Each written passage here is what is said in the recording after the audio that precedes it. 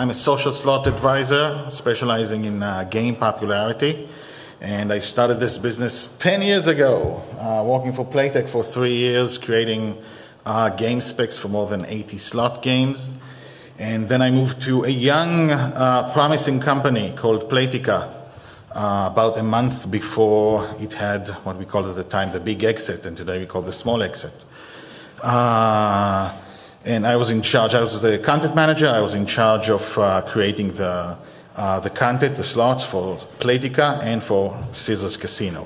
From there on, after Playtika, I've become a social slot consultant, helping people with improving their KPIs through the product, which is what we're going to talk about. So as you can imagine, I've seen companies at every stage. Concept, launch, failing companies, successful companies, and very successful companies. And at each stage, each of these companies knew it could do better. It felt it could improve its KPIs. Each company at each stage needed a different solution. So what we're going to do today is we're going to map a social slot company from the beginning of its journey with the concept to the end, and we will solve, we will show how we can improve the company at any stage. So some of these stages are irrelevant to you, they're behind you, they're in front of you, but we're going to cover everything. So let's get started. But before that, I'm going to talk very fast because I'm going to cover many, many, many things. I'm actually going to practice talking fast slowly because we're going to cover about 10 years experience in 20 minutes. And then we're going to have like a few minutes for questions. And we're going to try to condense as much as possible into as little time as possible. So now let's get started. This is our map. Stage one of the map is the concept. This is what you have so far. You have a concept, you have a team, you have some money, and you have a lot of hope. At this stage, there are a few common mistakes. We're going to cover the common mistakes through every stage, not all the mistakes, just the common ones, and how we generally fix what happened, what is wrong at that stage. So, common mistake number one, not understanding how games of luck work. Hopefully, all of you guys here understand how games of luck work. But just recently, I've had to do this with two companies explaining the different, they like social slots. It's a big business. They want in, but they don't have any experience in slots. So they don't understand why things work the way they do. So I'll give you one example, which hopefully will make all of you laugh, and you all already know this. For example, there are games you have 3 symbols, 3 bonus symbols which activate the bonus, which is the way it's supposed to be, and 4 symbols activate the bonus, and 5. But all of them give you the same bonus prizes. And you have to explain to them that in a game of chance, the less likely something is, the more rewarding it should be. So if you trigger something with 4 bonus symbols, which is less likely than 3, you add a multiplier. Or 5, you add a bigger multiplier, and so on. You make common mistakes which are not easily seen by people who are outside these companies, outside the slot world. And what you get is people who are versed in the slot world, which are the players, get annoyed and don't like the game. Common mistake number 2, using royals. Royals in this case is the low symbols. When you do them graphically, they appear as A, K, J, Q, and so on. Going through all the companies I've seen, when you use royals, A, K, J, and so on in the graphics, your chances of that slot being liked is much, much smaller. Social slot players like they see it as graphically rich when you add more and more stuff, more graphics to look at. Now, there are ways to use royals in a game that succeeds. You do really great math. Your theme is that it looks like a real money game, but then you have to do graphics that make it look like that. And there are ways to make games appeal to both the social slot players who would never go to actual casinos and those who do go to actual casinos, and not use royals, which increases your chances of your games being good. If all your games use royals, you are going to have a problem. Common mistake number 3, creating too few slots. I had, in the beginning, you don't have a big budget, you can only create 1 or 2 or 3 slot games, and then you want your KPIs to look like the KPIs of emerging companies, which are good, and that's not going to happen because new players want to advance. Those 1 or 2 or 3 games that you have may not be, even if they're really good, are not going to be for everyone. People like to advance, they want to find their own niche, their own favorite game, and so on. The other common mistake is creating too many slots. Once or twice a year, I get a company that has about 40 new slots and hasn't even published yet. And even though 40 slots is great, if you're a company that hasn't published yet, you don't know that you're going in the right direction. So you might make a mistake that then you have to fix 40 times. And that's not good. You spend a lot of time creating new slots, and you should have tested the slots already, because that is too much time on one thing, and you may have done it the wrong way. Common mistake number 5, not understanding that players don't play to win. Almost everyone who doesn't come in from the slots world doesn't understand this point. Players want to win. They want to score big. They want to win big. This is how you keep them. So a lot of new companies cheat in 2 ways. One is they cheat in the beginning and they give you really big wins in the beginning to lure you in, because this is a great game, you win big. And then they have a problem stopping with those wins, because the players are going to feel bad because they lose.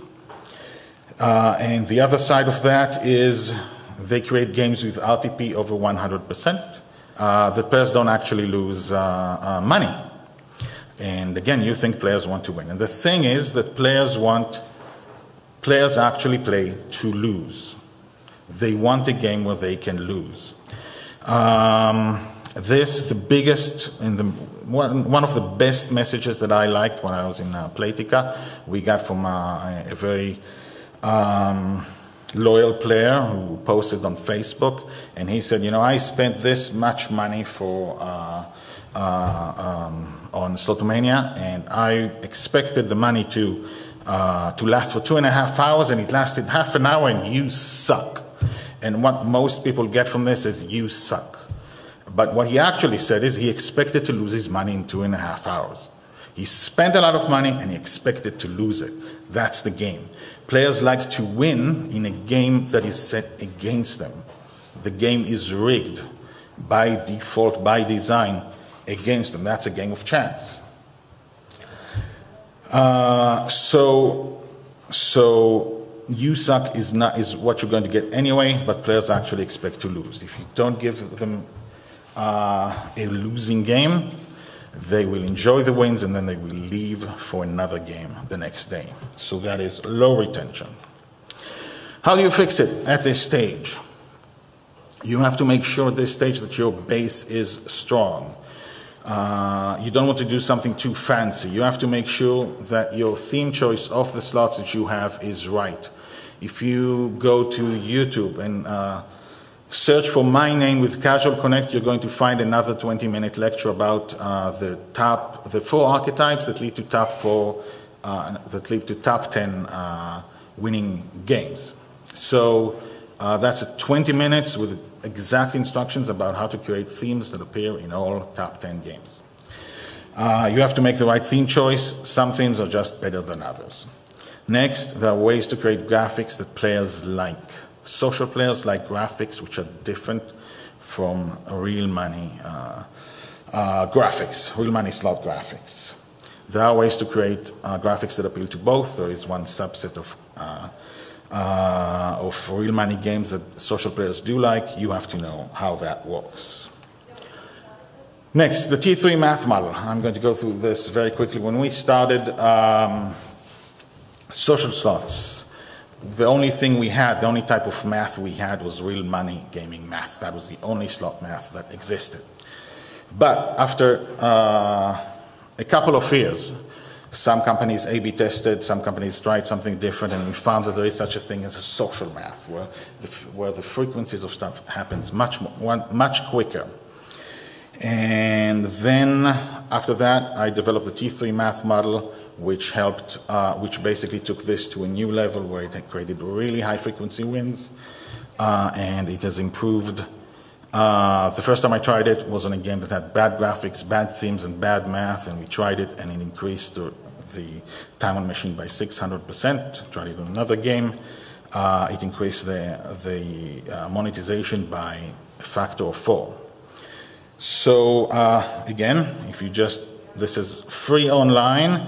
Go, search for my name, Guy Hasson, and on YouTube and Casual Connect, you will find my lecture on math, where you have exact numbers of how to create social math, how to create the T3 math model, and what the classic model is. So you want to create really great math, really good graphics that social players like, and a good theme choice, and that will create a very steady game for you. In addition to which, you want to make sure your economy understands how people work, how people pay. There are mainly two types of people who pay. One begins to pay in the beginning, pays like a lot of money sometimes. They like to open up all your games with the money with the fake coins that they have, that they've bought. They go through your entire game and then they leave and never come back.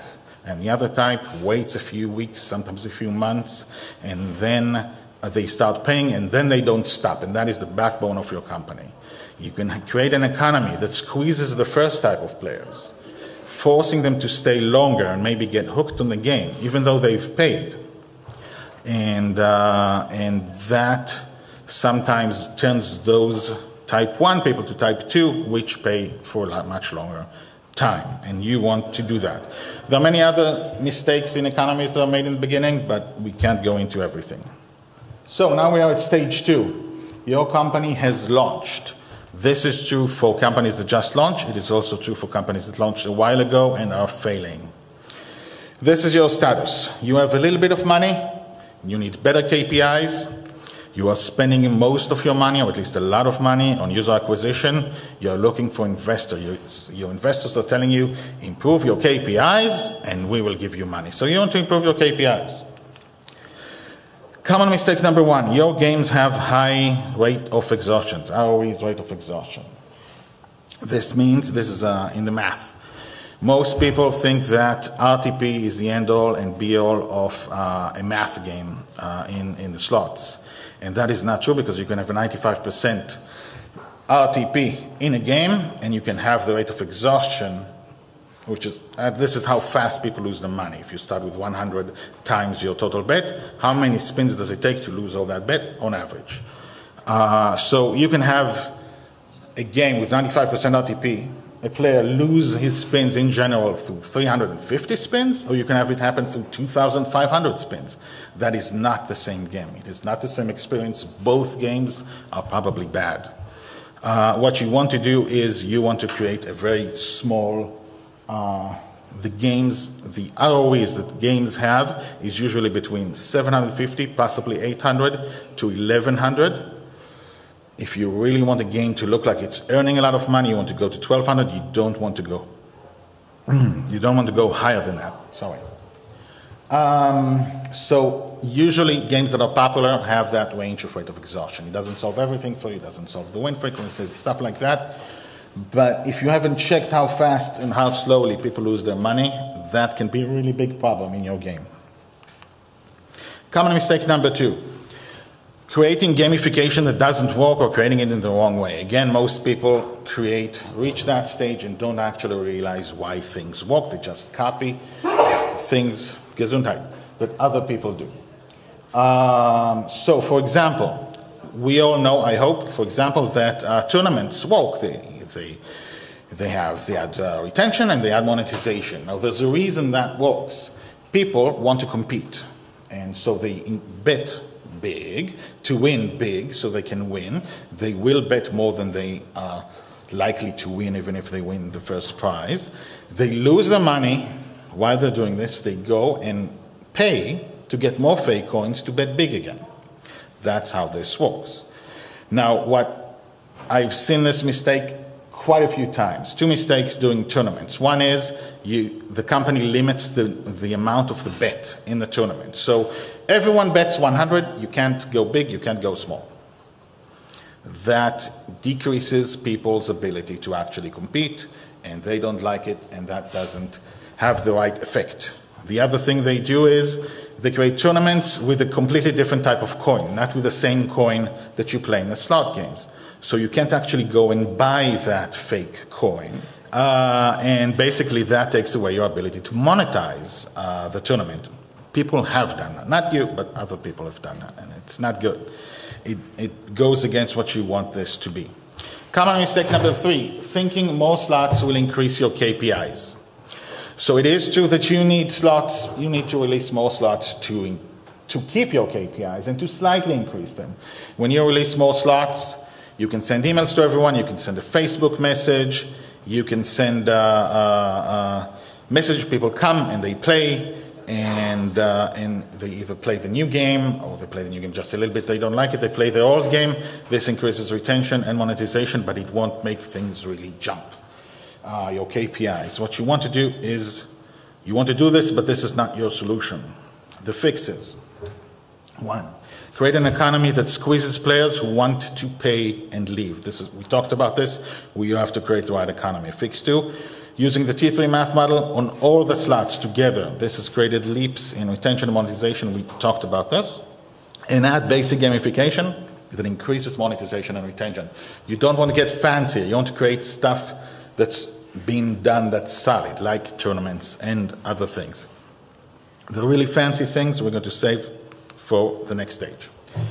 Stage 3 is a successful slot. I'm going to start talking faster. This is your status. You have positive KPIs that keep you afloat, which is great. You would like to increase retention and monetization to compete with the big guys. But no matter what you do, retention and monetization don't go up significantly. So what you need now are solutions that double your income from players who are already paying. You are in a different place than when you were when you launched. For this, there are gamification solutions. Again, I have 20 minutes on this in the Kiev Casual Connect one. There's lots of free material for you to look at. So I will give you one of them.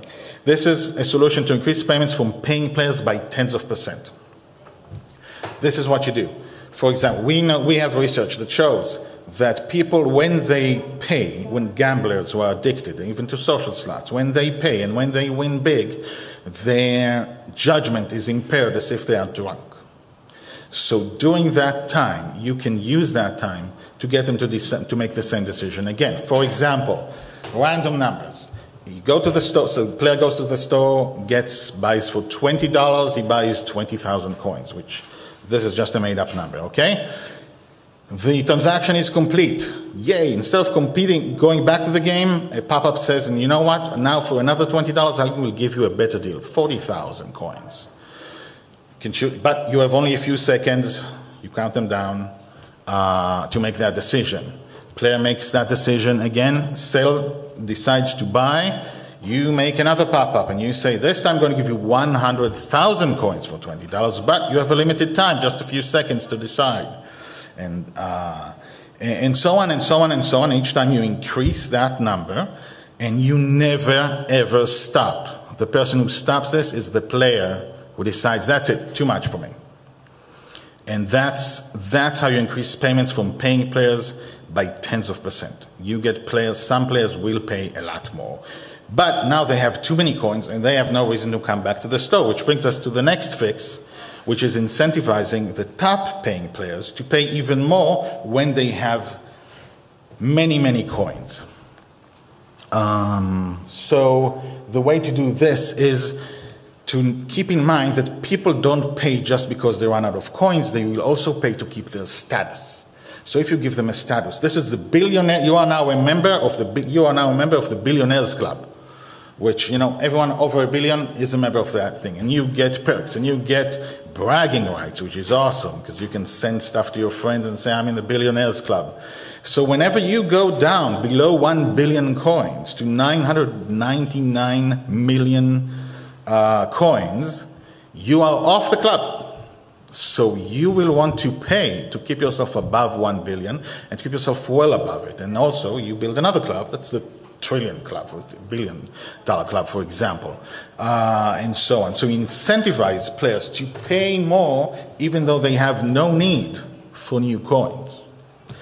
That is how you improve income from actual paying players. Now we reach, I forgot to show you, this is the thing in North America. In stage 3, we've discovered a new world. And in stage 4, we now control the world. We're a top 10 game. In this stage, your status is you have great KPIs. You have a lot of money coming in, but very little of it is profits. So this is how much you win, but this is how much you spend. So this is how much you profit. Because everything costs a lot, especially user acquisition. You're spending tons of money on user acquisition, and it is hard to stay on top. It's annoying to pay so much when you're on the top. It looks like you're really big, but your profits are really small. And you have to compete constantly with the other players. If they come up with new gamification or new marketing thing, you have to do the same or lose your status. So I'm going to offer a few fixes, but, well, okay, the fix is virality solutions, where you have to reach people with less money. Now, the fixes I'm going to show you, I can't talk about most of them. Some of them I'll just have to mention what they are, and you have to put one and one together. So, thinking outside the box will give you, today there are more than one, there are more ways to send messages to other players than just Facebook or email. Next. You can look around at what other companies are doing that are not in the social slot world. There are tons of new technologies being used today that would help social slots today, but no one is doing them because none of them are in this field. You have to look around. Influencers. I think that influencers in social slots, at least, and Lloyd Melnick made the same point, are not being used correctly at all. There are ways to bring influencers to not just talk about your game, but to actually get people interested and hooked. Next, you create real-world events. Meaning you create, for example, we're in London now, we can create an event in London for all of your players in London in a certain place to do. You decide what happens then. You can also create virtual events inside the game or just on the web, where everyone joins in a really social thing. Okay, this is the one big mistake I see in top 10 games, and that is people are treating the players, they know the players are hooked, and they also know that some of the players the players who are most hooked are the ones that constantly say, you suck and you're terrible. 1 minute, okay. And sometimes companies treat them as, they milk them for money very blatantly. And people get angry, they're hooked on the game, they still pay, but you don't want to do that. You want to give your players a home. You want to give them a warm place to be. And you want to give your players friends. You want your friends there to be friendly. You want to create an environment that does this. It is already your players' home. They spend a few hours, if you are a top 10 games, your top players spend a few hours a day there anyway. They want that place to be a home. Make it a home. So, in summary, we went over all the various stages, the main stages of new companies. It is just a drop in the bucket of the various things that can go wrong or can be fixed, but those are the main things, the most common things I see.